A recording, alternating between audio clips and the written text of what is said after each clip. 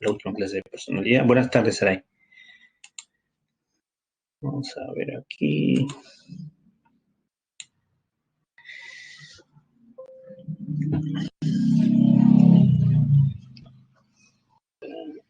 Está bien. Bien. Bien, jóvenes, hoy terminamos el capítulo que tiene que ver con personalidad, la segunda parte, ¿no? Entonces, avancemos.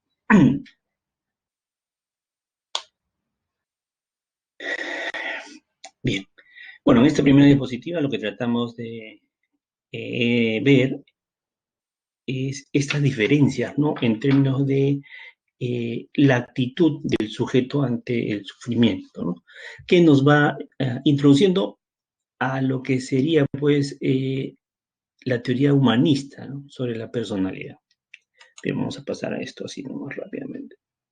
Bueno, estos son los enfoques que vamos a abordar hoy. El enfoque humanista, con Maslow y Rogers, el enfoque conductual, que esto es más o menos un repaso, es bastante breve, ¿no? De lo que ya hemos visto sobre el enfoque conductual. El enfoque cognitivo-social, lo mismo, ¿no?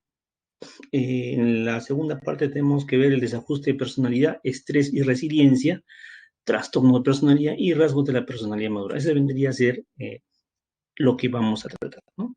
Entonces, cuando vemos el enfoque humanista de la personalidad, ¿qué es lo que hay que destacar aquí? Bueno, por un lado, sí es cierto la visión positiva del hombre, ¿verdad? El hombre es capaz de elegir, ¿ya? Eso es importante, mientras que en los otros enfoques, o en el enfoque de pronto psicoanalítico, ¿no? En donde dice que, bueno, si tu infancia fue funesta, ¿no es cierto? Ya estás condenado, ¿no? De alguna manera eh, estás manejado ya por pulsiones que te van a hacer realizar cosas, ¿no? Digamos que esas experiencias tempranas te condenan de por vida. Más o menos en ese sentido eran las proposiciones o propuestas, ¿no? que se hacían desde ese enfoque, ¿no? En cambio, en el enfoque humanista no tiene, está centrado más en el individuo, ¿no? Pero no en un individuo que sufre de neurosis o psicosis, ¿no? Sino en un individuo sano, ¿ya? Esa es una de las primeras diferencias, ¿no? En el enfoque humanista se busca ubicar a los mejores representantes del género humano, ¿no? Entonces, cuando Maslow plantea eso, se redirige hacia estos aspectos del ser humano, pues busca a personajes, ¿no? Que sean ejemplos de eso que llamaba autorrealización, ¿no? Entonces, es diferente en este enfoque, el humanismo le da responsabilidad al hombre, ¿no? El hombre no es una marioneta de estímulos o de reforzadores, ¿no? El hombre también tiene esa capacidad de influir sobre su vida, de decidir, ¿no? De determinar, ¿no? qué es lo que sigue, ¿verdad? Entonces, eso es una propuesta bastante interesante humanista, ¿no? Y es por eso que son totalmente opuestos, ¿no? al conductismo, ¿no? Que más o menos defendía la idea de que somos, pues, estamos sujetos a condiciones, a estímulos, ¿no? Reforzadores o castigos, ¿no? Y que eso de alguna forma nos determina, ¿no? Entonces, en este sentido, el humanismo, el enfoque humanista se opone a esta propuesta. ¿Ya? Entonces, eso es algo que hay que considerar en el humanismo, ¿no? Esa visión del hombre, del ser humano, ¿no? El ser humano desde un punto de vista optimista, ¿ya? Bien, bueno, uno de los principales es Maslow, ¿no? Dentro del humanismo, ¿no? Vamos a hablar de Maslow y de Rogers. Recuerden, de Maslow, él plantea la jerarquía, ¿no? Jerarquiza las necesidades, ¿no? Habla de que el ser humano, ¿no? En la medida en que va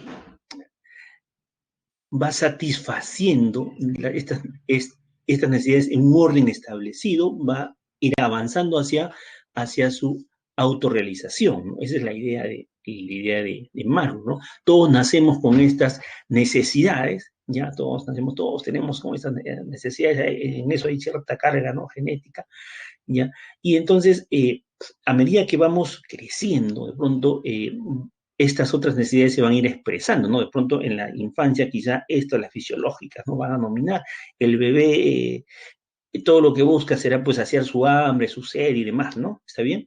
Entonces, a medida que va creciendo, van apareciendo, se van expresando estas otras necesidades, ¿no? Pero claro, en la propuesta de Maslow,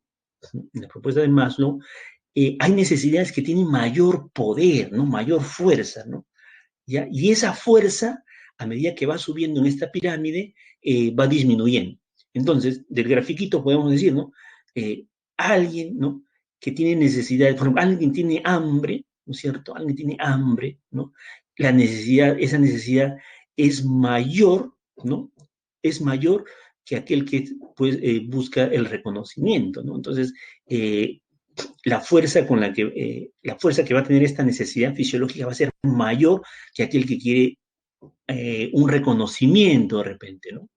Entonces, eso es algo a considerar, ¿ya? Entonces, en esta pirámide lo organiza así, o sea, hay una jerarquía, ¿no? Desde donde él entiende este conjunto de necesidades que van a definir, ¿no? La personalidad del ser humano, ¿ya? A medida que vaya satisfaciendo, va a subir al siguiente nivel. No necesariamente que sea el 100%, ¿no? Por ahí, en algún porcentaje, y ahí va a ser posible subir en el siguiente nivel de esta jerarquía de necesidades.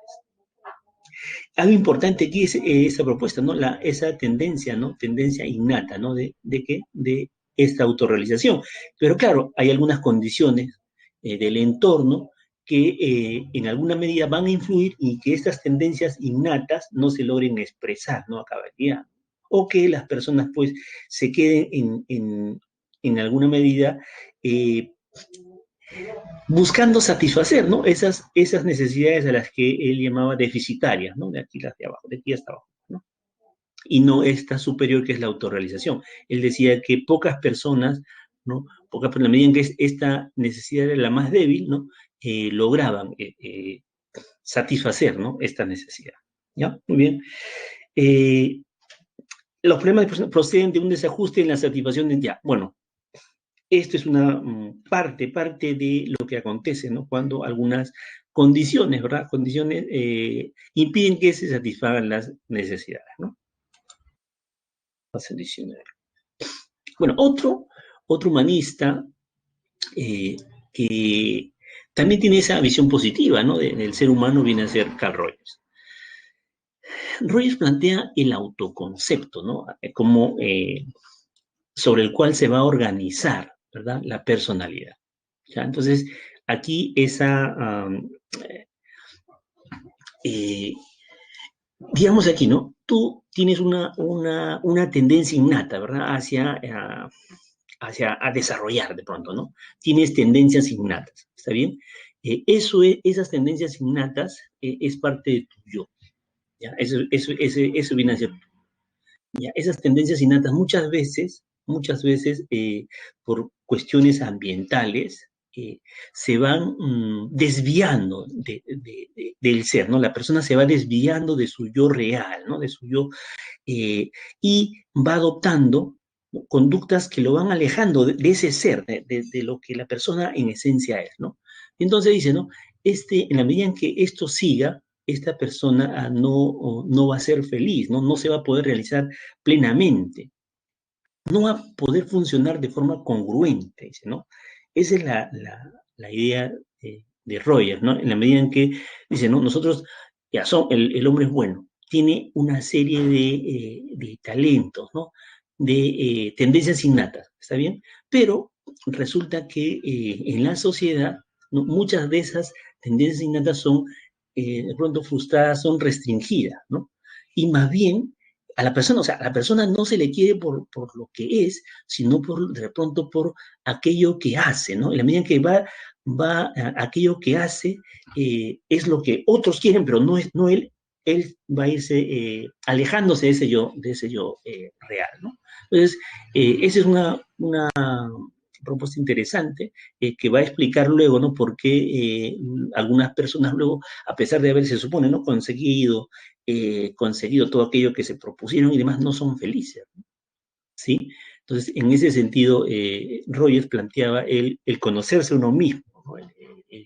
El alcanzar ese conocimiento y luego ser congruente, ¿no? Como que hacer aquello con lo que nosotros, ¿no? Nos identificamos, ¿no? Con aquello que nosotros somos, en realidad, ¿no? Ese sería de pronto lo central aquí, ¿no? En estas tendencias de, de Rogers, planteadas por Rogers, bueno, el yo ideal viene a ser aquello que te gustaría hacer, ¿no?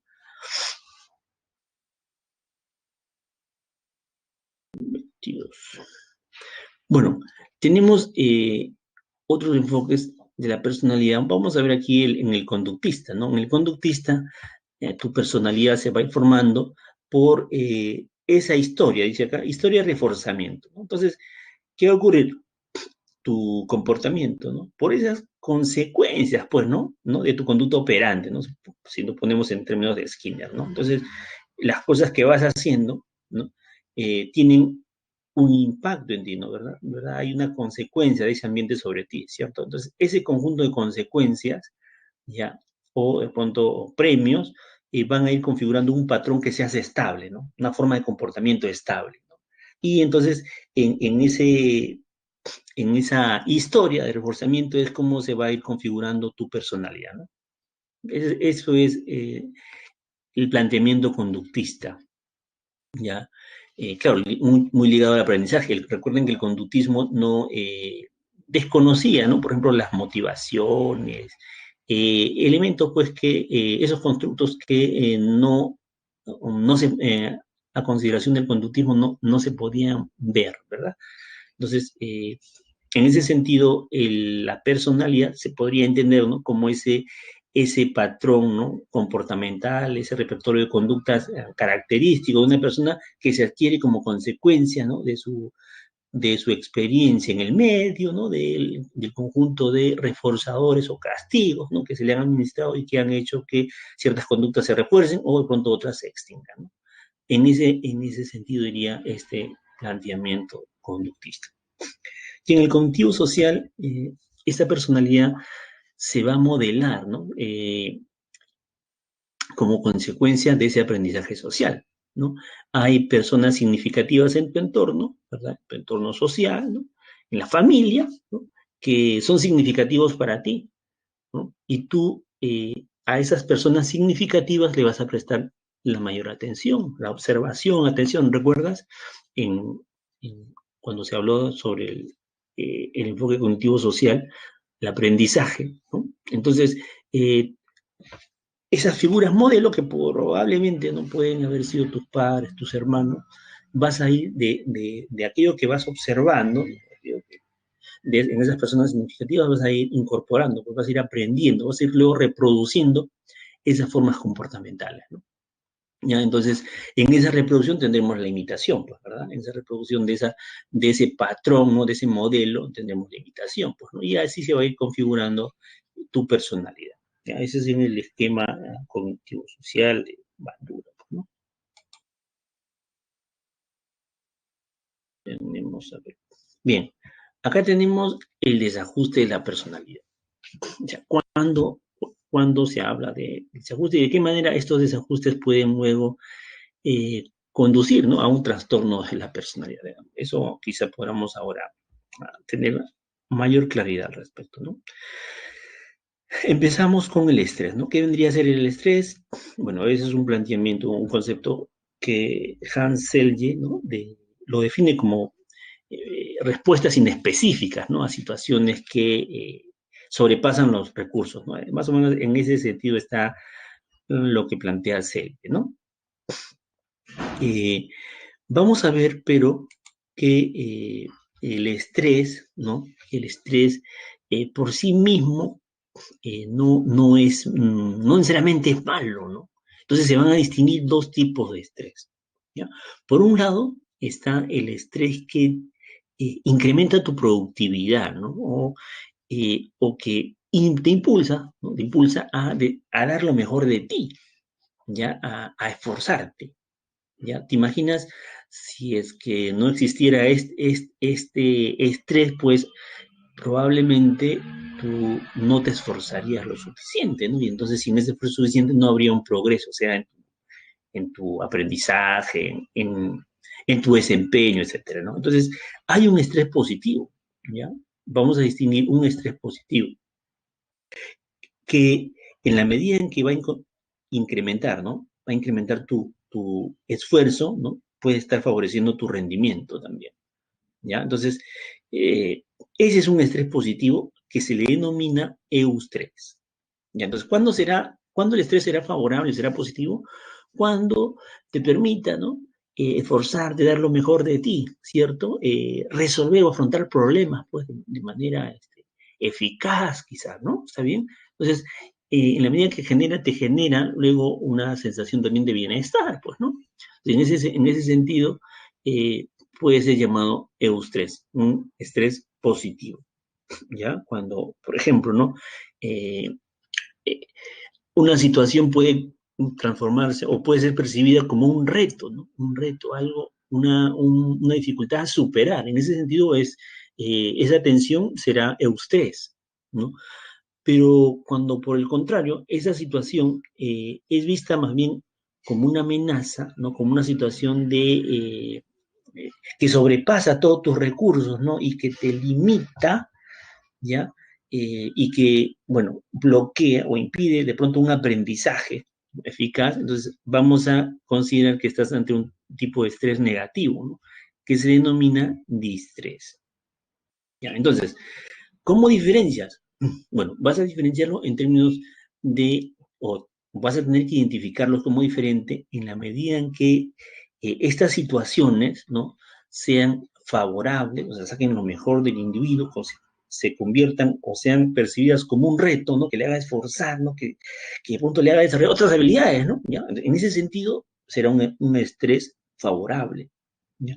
Pero cuando, por el contrario, esa situación, ¿no? De pronto de amenaza o de una demanda excesiva, sea más bien, tenga un efecto contrario, es decir, no saque lo mejor del individuo, sino más bien lo bloquee, ¿no? Lo frustre, le lleve a una zona pronto, de malestar, ¿ya? De malestar, eh, limita su aprendizaje, lo siente de repente como un agotamiento bastante intenso, etc.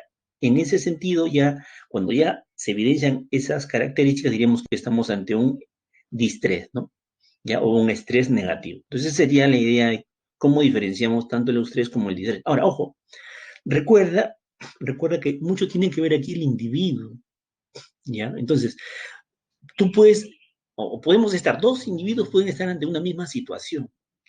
Sin embargo, para uno puede significar eustrés y para el otro distrés, a pesar que es la misma situación, ¿ya? Entonces, hay que tener cuidado con eso, ¿no?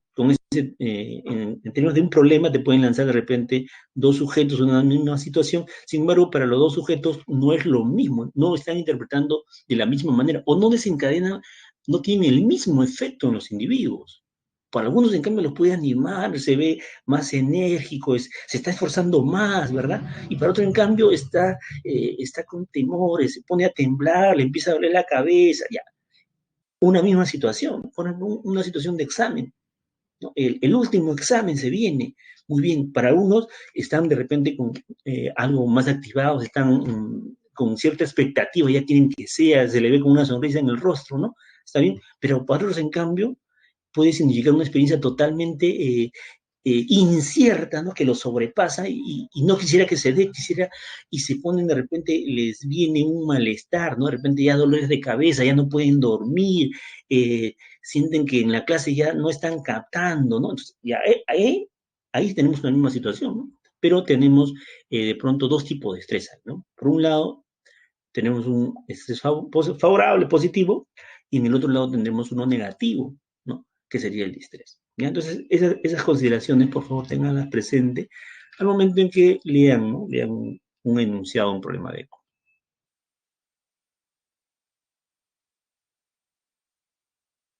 Bien, vamos a hablar de condiciones estresantes, ¿no? Entonces, claro, el estrés eh, como fuente, ¿no? Acá hablamos de condiciones estresantes, condiciones que van a afectarte, ¿verdad? Van a afectarte de manera, acá diríamos, pues negativa, ¿no? ¿Está bien? Condiciones estresantes. Es diferente una condición estresante que luego vamos a ver aquí en el otro cuadrito, ¿no? Reacciones, ¿ya? Reacciones ante la tensión. ¿Ya? Es diferente. Estas condiciones te generan estrés, ¿no? Generan ese tipo de respuesta afectan, ¿no? Afectan tu bienestar, ¿no? Vamos a ponerlo así, en estas condiciones. O te pueden estar desencadenando un desequilibrio, ¿no? ¿Ya? Esa es la idea de condición estresante, ¿ya? Muy bien, entonces, eh, planteándonos así, haciendo un análisis de estas condiciones, diremos, ¿no? Vamos a tener condiciones que afectan tu equilibrio orgánico, ya tu homeostasis, ¿ya? Y en ese caso se va a llamar estresante biofísico, ¿no? Por ejemplo, ¿no? A ver, hace un calor intenso. ¿Qué ocurre contigo? ¿Qué ocurre con tu cuerpo? Empiezas a sudar, muy bien. Sudas, estás perdiendo líquidos, ¿no? Líquidos, electrolitos, sales, ¿cierto? Hay ciertos niveles, ¿no? Donde esto, tu cuerpo ya lo permite, pues, ¿no? O sea, es normal, ¿no? Pero cuando ya está sobrepasando esos niveles, cuando ya hay una deshidratación excesiva, ya hablamos ya que estás entrando en una fase de desequilibrio, ¿no? Entonces, este calor excesivo puede ser un estresante biofísico, ¿no? Afecta tu equilibrio, tu homeostasis, ¿ya? Entonces, cuando tú identifiques una situación que tiene ese efecto en el cuerpo, en tu organismo, ¿no? Va a generar una ruptura del equilibrio de la homeostasis, ¿no? De diferente forma, ¿no? Entonces dirás, estás ante un estresante biofísico, ¿ya? Puede ser de repente una condición de altura, ¿no? Estás a ver, nunca has salido de Lima o de la ciudad, ¿no? Y entonces te vas a Ticlio, ¿ya? Y bajas del vehículo, das unos 3 pasos y de repente sientes que te ahogas, ¿no? Y tú ves a los niños de por ahí, están corriendo de lo más felices, ¿no? Entonces, para ti es un estresante biofísico, ¿no? En la medida en que no estás preparado, tu cuerpo no está preparado para poder afrontar, ¿no? Esas condiciones de la falta de oxígeno en esa altura, ¿no? Entonces, para ti es un estresante biofísico, para esos niños, de repente, no lo es, ¿no? Tu cuerpo está preparado. Entonces, eso es un estresante biofísico, ¿no? Va a afectar la homeostasis de tu cuerpo. Ya puede ser también de repente el frío intenso, puede ser vayamos acá por condiciones, pues, que lo fisiológico, una quemadura, pues, un corte, puede ser, ¿verdad? Muy bien, falta de oxígeno, etcétera, ¿no? Bien, ese es un estresante, un tipo de estresante, una condición estresante, ¿no? Que se llama biofísica. Otra condición estresante puede ser en el trabajo, ¿no? Vamos a hablar de estresantes laborales. ¿Qué puede ser una condición estresante en el trabajo? Una idea, ¿no? Una primera idea puede ser aquí, ¿no? Aquí de repente, a ver, eh, demandas excesivas de repente, ¿verdad? Demandas excesivas, ya, y para mañana quiero que hagas un informe, un reporte de todo este conjunto de expedientes, ¿no? Al detalle cada uno de ellos, ya, muy para mañana a las 8, por favor, ya. Eso es una condición estresante, ¿no? Que tiene que ver con las condiciones del trabajo, ¿no? Pero ella no sabe resumir, ¿no? Digamos que esta persona no sepa resumir, ya no sepa, o sea, tenga dificultades con eso, ¿no? Ella, bueno, si le editan, ella no sepa redactar, ¿no? ¿Está bien? Eso sería una condición estresante, ¿no? Puede ser, esa condición estresante puede estar pues, ahí relacionada con la cantidad de trabajo, o de repente también con la habilidad, ¿no? El entrenamiento que tenga esta persona, ¿no? ¿Ya? Esos son relacionadas con el trabajo, entonces hay condiciones, ¿no? Que puede ser la carga laboral, de repente, o una jornada extensa también podría ser, ¿no? Mayor cantidad de horas, etcétera, ¿no? Vinculado siempre al trabajo. Ya esos son estresantes laborales. O el tipo de liderazgo, pues no, o la forma como ejerce la autoridad SGB, eso también es un estresante laboral. Bien, bien. Y vamos aquí con el estresante psicológico, ¿no? Entonces, ¿cómo se ve, cómo se entiende esto del estresante psicológico? En la medida en que aquello que afecta tu estabilidad, ¿no? Emocional, ¿no? ¿ya? Entonces, cuando te, te describan una situación que te vuelve de repente, no te hace sentir mal, inseguro, ansioso, preocupado, por ahí podríamos ver que es un estresante de tipo psicológico, ¿ya? La familia, de repente, la pérdida de un familiar, ¿no? La enfermedad misma, claro, eso puede ser miren, aquí hay que tener cuidado, ¿no? Porque te pueden describir, mira, una enfermedad puede ser un estresante biofísico, claro, y también puede ser un estresante psicológico, también podría ser, ¿no? Hay una enfermedad que, si se centra, escuchen, ¿no? Si se centra en, de pronto, en el virus, bacteria que afecta tal órgano, ya, ahí podríamos hablar de biofísico, ¿no? Pero si el énfasis está dado en que la persona pues no puede dormir, digamos, ¿no? Por la preocupación está ahora más ansiosa, tiene mucho temor, está irritada, etcétera, entonces ahí es estresante, podríamos considerarlo, o podría tener un impacto, ¿no?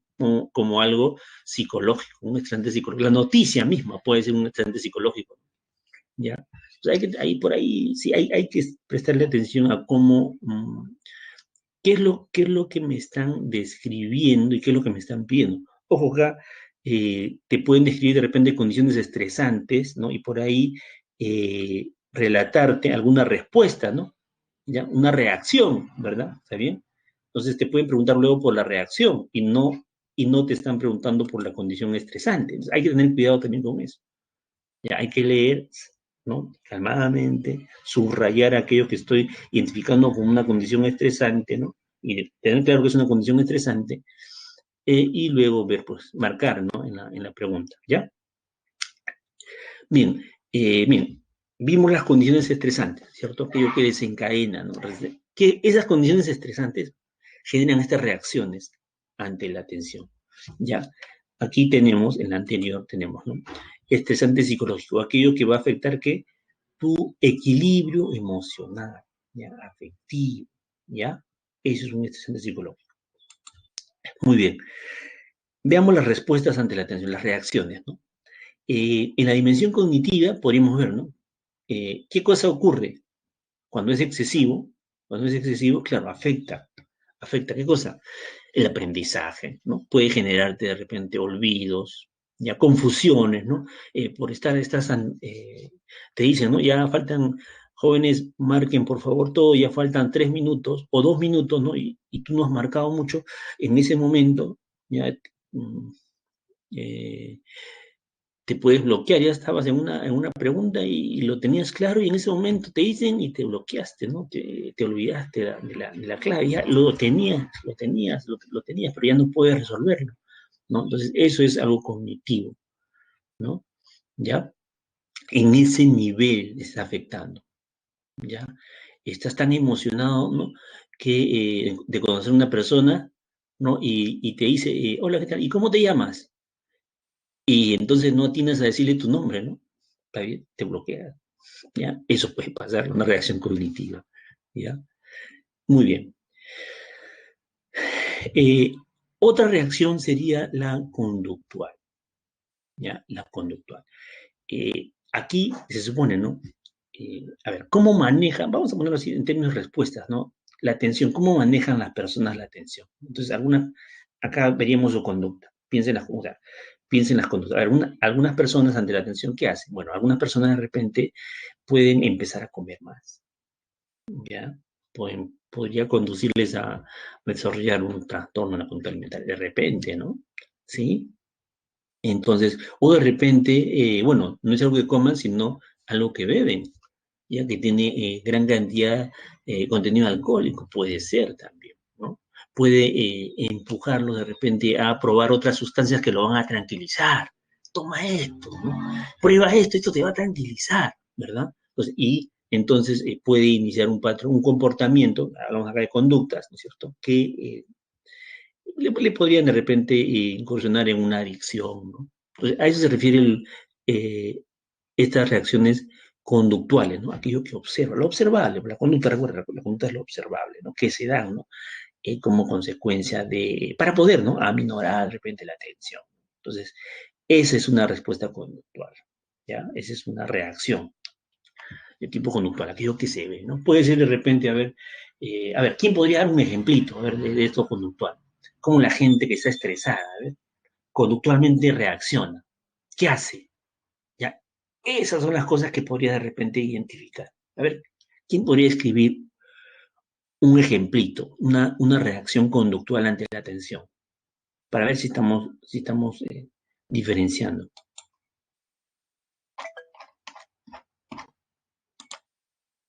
Muchas gracias, a ver. Claro, claro, podría ser, ¿no? Una respuesta de, claro, conductual, jóvenes. Así es, ¿no? No me hables, y está gritando. No me hables, estoy tenso, no me digas nada. Ya, esa puede ser una respuesta. ¿Ya? Muy bien, o una grosería, podría ser. El grito, claro, eso también es algo observable, conductual. ¿Ya? Muy bien. Aquí en lo emocional diremos, ¿no? Pronto esa persona puede regresar, ¿no? O desarrollar algún tipo de repente, pues, eh, a ver, se pone muy triste de repente, ¿no?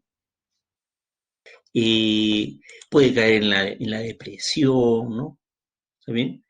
Como consecuencia, bueno, a ver, hay una situación tensa, siente que no la maneja, ¿no? Digamos un examen.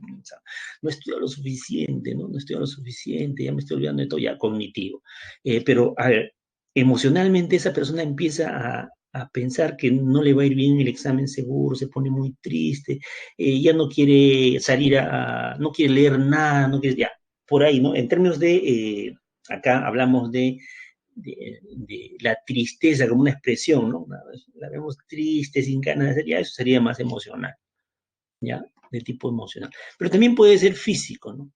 Y lo físico, una reacción física a la tensión puede ser que en circunstancias así, ¿no? De mucha tensión o de estrés, ¿no? La persona agudiza, ¿no? Algún tipo de molestia, ¿no? Por decir, ¿no? Hay personas que sufren de las articulaciones, ¿no? Y entonces en momentos de tensión, ahí donde le viene más ese dolor, ¿no? Como dolores de acá de ese tipo, o las úlceras, podría ser, ¿no? Aquí una migraña, por ejemplo, no puede ser una reacción física, ¿no? Justo está con una tensión y le empieza a doler la cabeza, no siente que le va a reventar, o un dolor de la zona lumbar, por ejemplo, ¿no? Las lumbalgias en ese momento se experimentan con mayor intensidad o mayor frecuencia, ¿no? Esa sería una reacción física, ¿no? A la tensión, ¿ya? Muy bien. El concepto de resiliencia. ¿Cómo estamos con el tiempo? Ya está bien. Eh, Bien, aquí hay que considerar la resiliencia como esa capacidad, ¿no? De poder superar situaciones adversas, ¿no? Y en esa superación, ¿no? Está implícito, ¿no? Un compromiso, ¿no? O de pronto, un compromiso con una meta, ¿no? Un compromiso con un objetivo, ¿no? Que te mantiene centrado en eso, ¿no? Eh, y una idea positiva también, una idea positiva de que, bueno, voy a poder superar esta situación, esta situación adversa es temporal, lo voy a manejar. O sea, esas características podríamos ver en la resiliencia, ¿no? Si nos describen una situación adversa y la persona que está pasando esa situación adversa o que atraviesa la situación adversa no decae, ¿no? A pesar de la frustración de no poder resolverlo en el momento, no decae, se mantiene de repente firme, mantiene el ánimo, ¿verdad?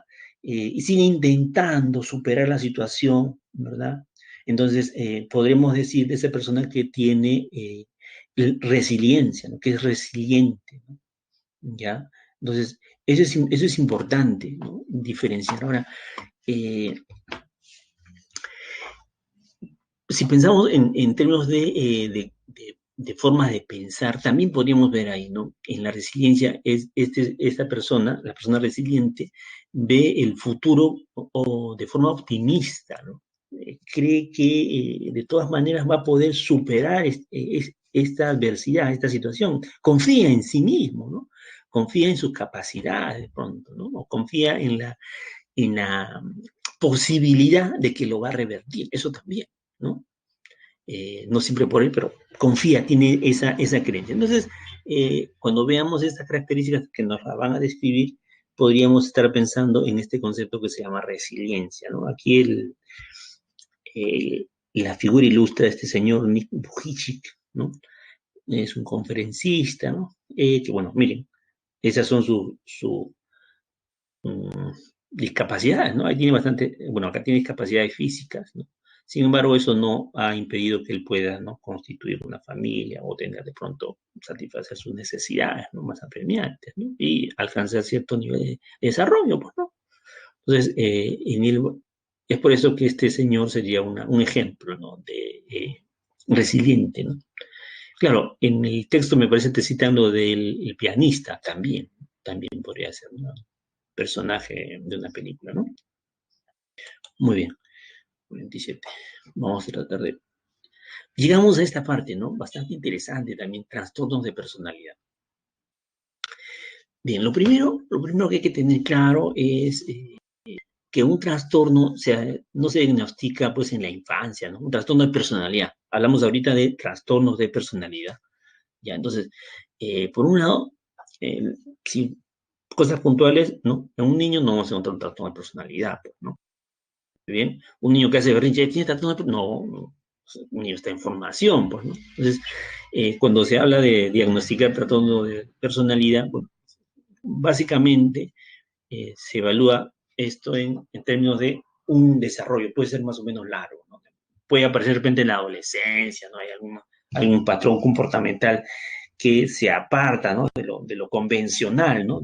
Culturalmente es aceptable, entonces por ahí podría de repente dar una luz de la aparición de un trastorno de personalidad. Ahora, estos trastornos se diagnostican, ¿ya?, en función a ciertos criterios clínicos. Esos criterios clínicos lo encuentras, ¿no?, en esto que se llaman manuales. Y acá tenemos un manual, es el DSM-5, ¿no? Es un manual diagnóstico, ¿no?, de desorden, ¿no? El 5 de pronto es el que aunque se sigue usando todavía el DSM-4 y el CIE-10. El CIE-10 es otro manual, ¿no?, de diagnóstico, ¿no?, de trastornos, ¿ya? Entonces, en los hospitales, en el MINSA, en salud, manejan estos manuales y con eso comunican, ¿no?, lo que el clínico está observando, sea de cualquier naturaleza la profesión, ¿no? Bueno, entonces, en un trastorno de personalidad lo vamos a diagnosticar en mayores, ¿no? A partir de 18 para arriba, pues, ¿no? ¿Está bien? Ese es un primer criterio. Otro criterio para identificar un trastorno de personalidad es rasgos, ¿no? Rasgos de acá inflexibles y desadaptativos. Eso es importante entender. ¿Qué cosa es inflexible, joven? Cuando un rasgo es inflexible. ¿Tienen una idea de lo que es algo inflexible? Digamos, ¿no? Ya, tú tienes un comportamiento, ¿no? Este es tu comportamiento, ¿ya? Este comportamiento lo realizas en este contexto. ¿Muy bien? Muy bien. Está bien. Y en este contexto funcionas bien con este comportamiento, ¿ya?, con este rasgo. ¿Está bien? Pero resulta que la situación cambia, ¿ya? La situación cambia. Entonces, en este nuevo contexto, tú intentas con este mismo y fracasas, no te ajustas, fracasas, ¿ya? Entonces, ¿qué ocurre? ¿Qué es lo que hace la normalidad de las personas, la mayoría de la gente, ¿no? ¿Qué es lo que hace? Allá, de repente, ¿ya? Cambia ese comportamiento, ¿sí? Y cuando cambia, ya muy bien. Ahora, esta forma, este comportamiento ya muy bien te hace funcionar bien en este otro contexto. ¿Está bien? Eso es lo que hacen, lo que se hace regularmente, ¿no? ¿Está bien? Entonces, en los trastornos de personalidad, dice, este rasgo, esta forma de comportamiento es inflexible. ¿Qué significa inflexible? No está cambiando, ¿ya? No es adaptativo, ¿no? O sea, con este comportamiento no vas a conseguir, ¿no? No vas a poder adaptarte a esta situación nueva, ¿no? Entonces, en los casos de trastorno de personalidad hay un conjunto, hay un patrón característico, ¿no?, de comportamientos que son inflexibles, que no cambian, es complicado de cambiar, ¿no? Y no se ajustan, ¿no?, a ese contexto, a esa realidad, ¿ya? Y por eso es desadaptativo también. Entonces, eso es lo que hay que tener presente en los trastornos de personalidad. ¿Cuáles son las pautas diagnósticas? Bueno, acá hablamos que estas son áreas, ¿no?, de funcionamiento de la persona, ¿no?, que se evalúan, ¿no? La cognición, la afectividad, el funcionamiento interpersonal, control de impulsos, ¿no? Son áreas, ¿ya? Son áreas. Entonces, cuando van a diagnosticar un trastorno de personalidad, bueno, si por ejemplo aquí, ¿no?, en su forma de pensar, ¿no?, en su forma de evaluar las cosas, se aparta un poco de, ¿no?, se aparta, ¿no?, de lo que debería ser, ¿no?, lo considerado normal, ¿no? Mira, eso es una alteración, ¿cierto? Si en su forma de expresar, ¿no?, expresar sus emociones, ¿no?, alegría, tristeza, etcétera, vemos que de repente, no hay esa variabilidad, porque tú no puedes estar todo el día triste, ¿no? Y tampoco siempre alegre, ¿verdad? ¿Está bien?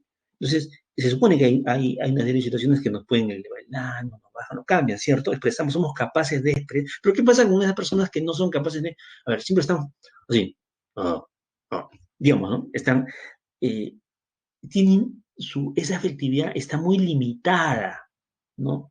No la expresan en toda, digamos, donde correspondería, no lo expresan. Ahí hablamos de una alteración en qué área, el área afectiva, ¿no? Lo mismo para el funcionamiento interpersonal, ¿no?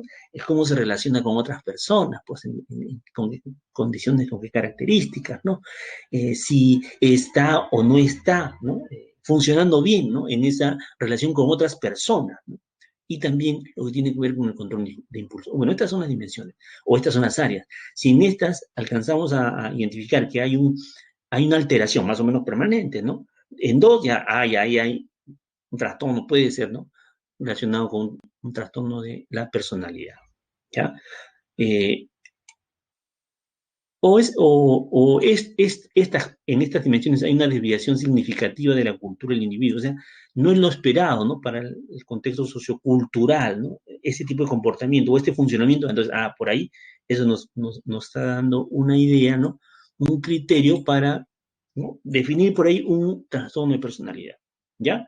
Entonces, eso es importante. Y lo otro, ¿no?, que es esta forma de comportamiento, ¿no?, es inflexible y desadaptativo, ¿no? La persona sufre, ¿no? ¿Ya? La persona sufre en el sentido de, en algunos casos, ¿no?, o hace sufrir también, ¿no? ¿Ya? Sufre porque quisiera hacer de otra manera, pero no lo puede hacer, ¿ya? Y sufre por eso, ¿ya? Y hay un deterioro funcional significativo, se refiere a que no está eh, haciendo, ¿no?, está haciendo las cosas como debería, pues no está siendo, por ejemplo, productivo, ¿no?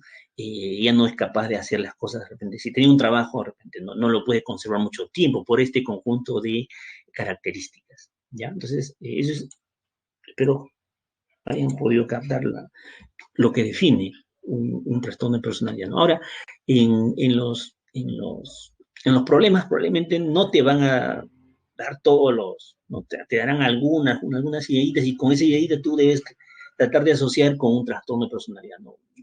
Probable, ¿no? Claro, porque no te están configurando todas las características, ¿no?, para diagnosticar, ¿no? Porque no va a dar clínica tampoco. Pero esa es la idea, ¿no?, que lo puedes asociar o vincular, ¿no?, alguna característica. Ya, si es así, podría ser, ¿no? Podría ser, habría que explorar más, ¿no? Pero esa es la idea, que tengas claro que el trastorno de personalidad no se diagnostica por un solo tipo de comportamiento, no tiene que ver más, ¿no? En más de 2 áreas, mínimo 2 áreas. Bueno, vamos a ver los trastornos, ¿no? El trastorno de personalidad paranoide, ojo también que hay otro, ¿no? Por decir, no puedo diagnosticar un trastorno de personalidad cuando ese comportamiento es debido a una ingesta de sustancias, por ejemplo. Entonces, en ese caso también, ¿no?, habría que excluir. O de repente, sufrió un accidente, lóbulo frontal destruido, y como consecuencia empezó a comportarse así, enfermedad médica. Es otro tipo de problemas, ¿ya? Otro tipo de diagnóstico es eso. En el trastorno de personalidad, se supone que se descartan esos casos, ¿no? En esos casos no hay trastorno de personalidad. Bueno, vayamos acá a los tipos, ¿no? El paranoide, aquí la desconfianza excesiva, ¿no?, e injustificada. Cualquier cosa, jóvenes, cualquier cosa que se hace, este sujeto, el que tiene ese trastorno, tiende a interpretarlo, ¿no?, de manera claro, excesiva, ¿no? Como una amenaza, ¿ya? De pronto si ve ellos dos sonríen, él puede estar pensando que se están burlando de él, ¿no? Pero no tiene nada que ver, porque de repente ellos ni siquiera lo han visto, pero esta persona lo vio sonreír y puede, si es paranoide, tiene ese trastorno, puede estar pensando que se están burlando de él. ¿Ya? Entonces, ¿qué cosa? Hay un pensamiento ahí que podría de pronto explicar este tipo de percepciones, ¿no? Lectura de las cosas, ¿no? La gente tiene intenciones de... A veces es una creencia que podría estar ahí dentro de él, ¿no? Y que le hace eh, tener esa lectura de las cosas que pasan a su alrededor, ¿ya? Entonces, el paranoide, desconfianza excesiva e injustificada. Es uno de los más importantes, los que podría ayudarte a diferenciar con otros. En el esquizoide, en cambio, hablamos de una restricción de expresión emocional. ¿A qué se refiere esto? La restricción de la expresión emocional. Bueno, podría tener eh, una forma eh, bastante monótona, ¿no? O limitada, ¿no? De expresar sus afectos, pues, ¿no? La alegría, la tristeza, ¿no? No es capaz de expresarlo en la dimensión que se debería, ¿no? ¿Está bien? Por ejemplo, ¿no? Si alguien se te fallece, alguien que tú quieres fallece, ahí corresponde una emoción de tristeza, por ejemplo. Entonces, en el caso de los esquizoides, esa tristeza que correspondería es bastante limitada, ¿ya? Es bastante limitada. Entonces, ahí habría esa restricción. Ahora, ¿qué más? ¿Qué más diferencia al esquizoide? Miren, no le interesa el relacionarse con las personas. ¿Ya? Si él podría vivir en una burbujita solo en el universo, estaría feliz, ¿no? No le afecta el que lo halaguen, ¿no? O lo critiquen, eso no le interesa tampoco, ¿no? Entonces, en un trastorno personal esquizoide vamos a ver eso, restricción de la expresión emocional. Este es un pensamiento que podría caracterizar a un esquizoide, ¿no? ¿Por qué debo estar cerca de la gente? A diferencia del esquizotípico, el esquizotípico de repente sí vincula con otras personas, pero debido a que tiene pues estas distorsiones cognitivas, perceptivas, es decir, tiene algunas ideas, ¿ya? Ideas o pensamientos que son bastante desajustados, ¿no? De lo que el común cree, ¿no? Y entonces también tiene comportamientos excéntricos, ¿no? Que se apartan, ¿no? Quizá por eso ahí tiene un déficit, ¿no? De habilidades para relacionarse con otras personas, ¿no? Pero él quisiera, ¿no? Quisiera tener buenos amigos, su mejor amigo, que quisiera, pero de repente es limitando, ¿verdad? Y la persona sufre, ¿ya? Entonces, en el esquizotípico, aquí lo característico es ese déficit social, ¿ya? E interpersonal, es decir, las habilidades para relacionarse están bastante limitadas. Él quiere, pero de pronto las cosas que hace, las cosas que dice, ¿no? Lo que piensa, de alguna manera como que, ¿no? Lo aleja, ¿ya? Esa es una manera de diferenciar el esquizoide del esquizotípico. El antisocial, bueno, crueldad, la ¿verdad? Soy el antisocial, no le importa, lo único que busca es satisfacer sus necesidades y el resto no importa, ¿verdad? Eso sí da característico del antisocial. El límite o borderline, aquí hablamos de inestabilidad, pues, ¿no? De repente pasa tú eres su mejor amigo y al día siguiente o en la tarde ya eres, ¿no? Su enemigo a muerte, ¿no? ¿Saben? Eso puede ser o básicamente aquí en las relaciones afectivas, ¿no? En relación a su pareja, ¿ya? Como que se desborda, ¿no? La emoción lo desborda en ciertos casos, ¿no? En el histriónico aquí hablan de quiere llamar la atención, ¿cierto? Para esto utiliza una serie de comportamientos, ¿no? Puede ser de repente una exageración de la emoción, ¿ya? En un sentido, de manera deliberada, la manipulación, ¿no? También puede ser, de repente, puede valerse de pronto de conductas, aquí valerse el erotismo, ¿no? Un poquito para llamar la atención. Ese sería el histriónico. Muy bien, jóvenes. Narcisista, bueno, aquí vemos que es centrado en sí mismo, él quiere que todo el mundo le diga lo especial que es, ¿no? Esa sería la idea, ¿no? En la inhibición social o la evitación ansiosa, acá sería la persona es muy susceptible a la crítica, ¿ya? Esa susceptibilidad, ¿no? Hace que pronto rehuya, ¿no? Situaciones que podrían, ¿no? Podrían tener para ella, para esa persona, ¿no? Para la persona, un sentido de crítica, ¿no? Pronto evito que me presenten otras personas porque no voy a hacer que digan cosas malas de mí, ¿no? Entonces, no quiero, o no tengo que hacer y se va, ¿no? Oye, pero quiero presentarte, a mí no, podría ser una idea, ¿no? Ya, entonces esa es la característica, hipersensibilidad a la evaluación negativa. Por eso es que huye, por eso es que rehuye, ¿no? Evita, ¿ya? Muy bien. Preguntas aquí. Dependiente. No decide por sí mismo, busca que otra persona tome la responsabilidad, ¿no? De su vida, de su decisión. En el obsesivo compulsivo anancástico es de pronto aquel que tiene esta necesidad, ¿no? De hacer las cosas bien, pues de pronto muy fijado en la norma, ¿no? Querer hacer tal y cual, es bastante inflexible, ¿no? Busca ese perfeccionismo y control, ¿no? Aquí. Y eso le causa sufrimiento en realidad a él y a otras personas, ¿no? Imagínense una persona que es tan perfeccionista que sale a las 2, pero para hacer su informe perfecto se va a las 8 de la noche, ¿no? O a las 9, ¿no? Hasta no tener el perfecto informe no se va, ¿no? Ese sería un obsesivo compulsivo anancástico, ¿ya? Bien, la personalidad madura, bueno, acá vemos unas características, vamos a listarlas: la objetividad, la autonomía, capacidad de más, sentido de responsabilidad, visión amplia, sentido del humor, capacidad de entender. Bueno, estas serían algunas de las características. Claro, no las van a tener todas, ¿no? Pero más o menos en alguna medida, en algún grado, estas cualidades las tiene desarrolladas, ¿no? Hablamos de una personalidad ya madura. Plantear los objetivos, que es muy importante, por ejemplo, ¿no? Bien, jóvenes, en el ejercicio tenemos aquí acá habla de castigarlo física para corregirlo, ya, eso es conductual, ¿no? Hablamos de castigo físico. Aquí, muy triste, ya, eso sería, acá habla de condición estresante, acá sería psicológica.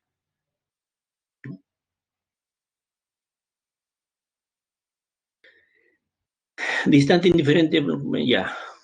Hace 5 años acabó, es distante, indiferente, no quiere saber nada de su carrera, forma no presencial, dice en su computadora. Dice, quieren que salgan, que se relacionen con otras personas, pero no quiere, no le interesa establecer algún tipo de relación con otras personas. Ya, no le interesa, listo. Acá entonces sería, a ver, esquizoide, ¿no?